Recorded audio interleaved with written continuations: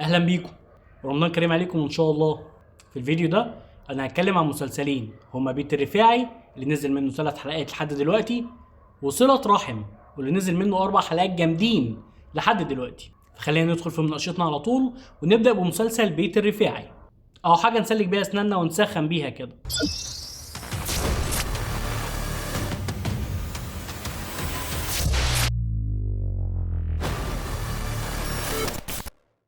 الحلقة الأولى من بيت الرفاعي الأحداث كانت هادية فيها طول الحلقة تقريبا، معظم الحلقة كان تعريف بالشخصيات وكان مشهد عن حياة كل واحد فيهم عشان تفهم إيه المشاكل اللي بيواجهها في حياته ومدى ارتباطه بالعيلة وبشغلها، لحد ما يجي مشهد الاجتماع في نهاية الحلقة الأولى اللي بيجمع فيها الحاج كبير عيلة الرفاعي أفراد عيلته من ولاده وابنه وأخوه وابن أخوه عشان يقول لهم إنه تعبان وإنه مجمعهم عشان يختار كبير للعيلة بعده، وبالفعل بيختار ابن أخوه يبقى الكبير بعده، لأن ابن أخوه الشخصيه اللي بيقدمها احمد رزق يعني هو اللي فضل في ظهره وكان دراعه اليمين وما سابش العيله وفضل يساعد الحاج في الشغل، والشغل ده طبعا شمال مخدرات بقى واثار وخلافه.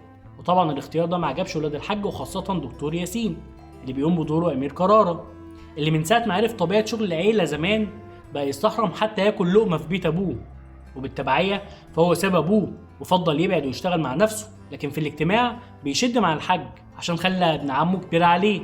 في الوقت ده الحاج بيكون تعبان جدا وبيكح بشده، لكن بيطلب من كل اللي معاه في الاوضه انه يسيبوهم هو وياسين لوحده شويه.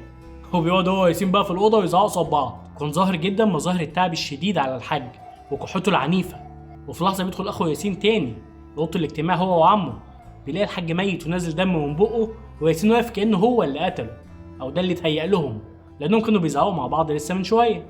ومع بدايه الحلقه الثانيه بنلاقي ياسين متهم بقتل ابوه وابن عمه بيتوعدوا انه هيقتله، واخوه مش مصدق ان ياسين بريء من قتل ابوه، لكن كل ده بيتقدم ببطء، سلو موشن كتير ملوش اي لازمه، تمثيل ضعيف نسبيا الا احمد رزق. ده غير نقطه كمان انا ما كنتش بلاحظها من اول المسلسل خالص، ياسين اللي هو امير كرارة يطلع بشخصيه دكتور. ازاي انا ما حسيتش امير كرارة لايق خالص على دكتور دي؟ واخوه الظابط يا جماعه ده شكله امين مخازن مش ظابط شرطه ابدا. الحلقه الثانيه بتكمل بنفس هدوء الحلقه الاولى، اتهموا ياسين فعلا في موت ابوه وقلنا ان انت هتاخد مشاهد سلو موشن بالعبيط في الاخر على الفاضي. ملل كبير في المسلسل ده بصراحه. اداء امير كرارة مفتعل في اللحظات المفروض بيستناها اي ممثل علشان يبرز موهبته. المخرج شاطر بس يدينا مشاهد بالتصوير البطيء لامير كرارة وهو بيمشي او بيضحك او بيزعل، واللي هم كلهم يعتبروا رياكشن واحد عند امير كرارة بصراحه. اخوه الظابط برضه اداؤه مش قادر يظبطه، وكل دي بالنسبه لي عيوب اخراج واضحه يا بيه.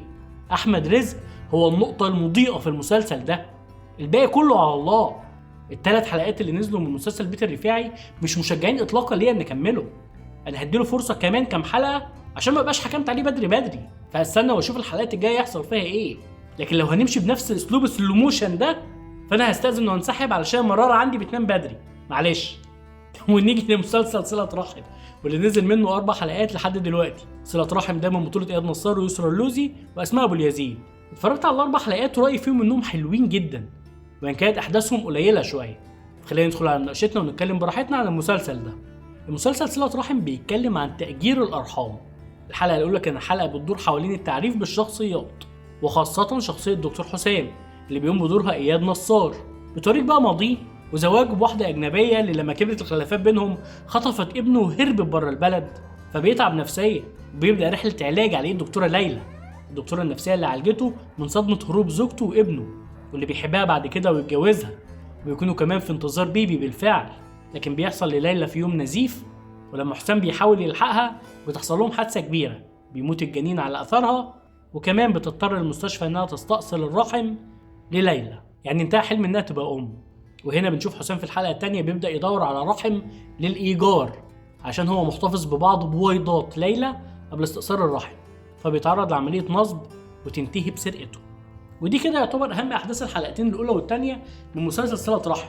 حلقتين عاوزين يوصلوا لك ان الشخصيه اللي بيجسدها اياد نصار عمال يتخلق لها دافع قوي عشان تعمل العمل ده بغض النظر بقى عن حرمانيته او عدم قانونيته.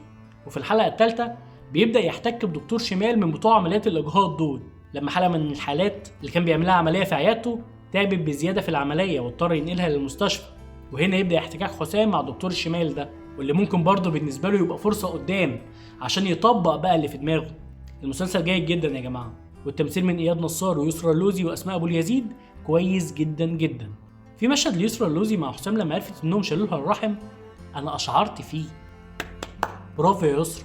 البناء في المسلسل ده وان كان هادي في بعض الاحيان لكن دايما بتنتهي الحلقه بحدث مهم وتقيل. وفي الحلقه الرابعه بيحصل بالفعل اللي توقعته من تعاون بين حسام والدكتور الشمال صاحبه، علشان اولا ينقل بويضات مراته بشكل غير قانوني لمركز تاني، وكمان يخلي مساعدة الدكتور ده تدور له على بنت تقبل انها تأجر الرحم بتاعها.